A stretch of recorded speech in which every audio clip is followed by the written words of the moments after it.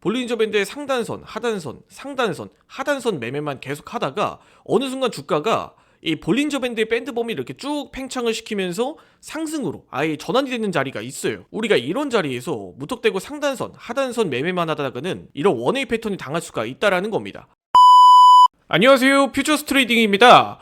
영상 시청하시기 전에 구독과 좋아요 부탁드리고 해외 증권사를 사용하시면 나스닥 한 계약 기준 140만원, 최소 증거금 14,000원부터의 선물 거래가 가능합니다. 글로벌 1,800만 다운로드 수를 기록한 메타트레이더 5와 함께 해외 증권사에 대한 자세한 내용은 댓글의 고객센터 혹은 더보기란에 셀프 계좌 개설 영상을 참조해주시기 바라겠습니다. 자, 오늘 영상은 해외 선물 볼린저 밴드 매매법, 그것도 볼린저 밴드를 제대로 사용하는 매매법에 대해서 한번 이야기를 드려보도록 할게요. 대부분의 투자자분들이 볼린저 밴드의 하단선 그리고 상단선 이러한 매매법을 너무 기계적으로만 활용하는 것 같아요.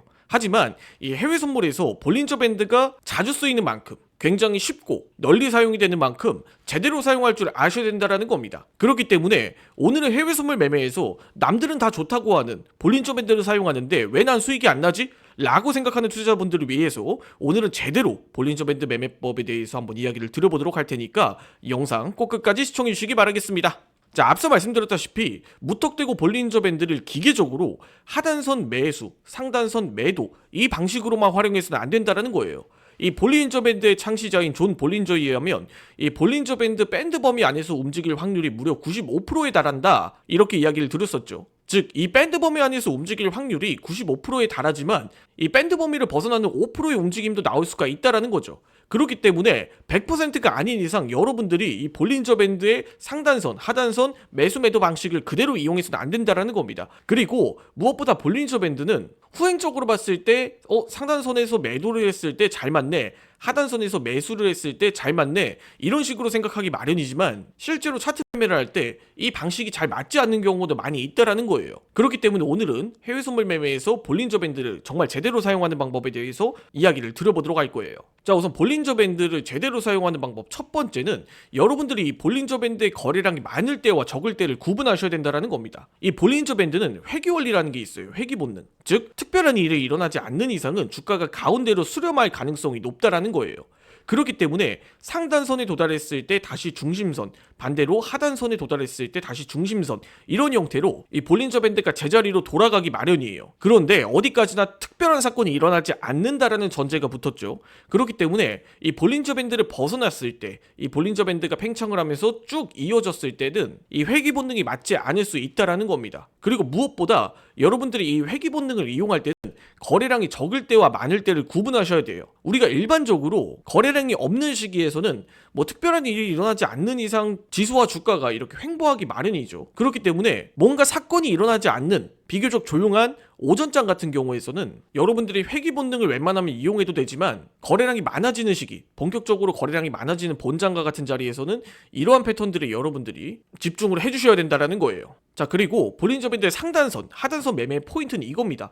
그냥 무턱대고 상단선에 도달했다 하면은 매도 포지션을 찍으시는 분들이 굉장히 많은데, 정확한 타점은 이 볼린저 밴드가 이렇게 하단선을 팽창을 시키면서 이탈을 했다가 다시 제자리로 복귀했을 때, 이런 자리에서 우리가 매수 타점을 잡는 거예요. 무턱대고 여러분들이 상단선에 도달했다고 매도 포지션을 잡았다가는 이런 원웨이 패턴에 당할 수도 있다라는 겁니다. 자, 그렇다면 본격적으로 이 볼린저 밴드의 5%의 움직임, 즉 수축과 팽창의 원리에 대해서 한번 본격적으로 이야기를 들어보도록 할게요. 저는 개인적으로 볼린저 밴드에서 확실한 타점은 상단선, 하단선이 아닌 이 수축과 팽창의 자리에서 나온다라고 생각을 합니다. 볼린저 밴드의 상단선, 하단선, 상단선, 하단선 매매만 계속 하다가 어느 순간 주가가 이 볼린저 밴드의 밴드 범위를 이렇게 쭉 팽창을 시키면서 상승으로 아예 전환이 되는 자리가 있어요. 우리가 이런 자리에서 무턱대고 상단선, 하단선 매매만 하다가는 이런 원웨이 패턴이 당할 수가 있다라는 겁니다. 자, 그렇다면 이런 자리에선 어떻게 대응을 하고 어떻게 타점을 잡아야 될까요? 바로 이 볼린저 밴드의 밴드 범위 상단선을 이렇게 확장을 시키면서 볼린저 밴드가 팽창을 했을 때 여기서 다음 캔들까지는 우리가 지켜보는 겁니다. 즉, 이 캔들이 또 한 번의 확장을 일으키느냐, 기존의 볼린저 밴드의 상단선을 이렇게 돌파를 하면서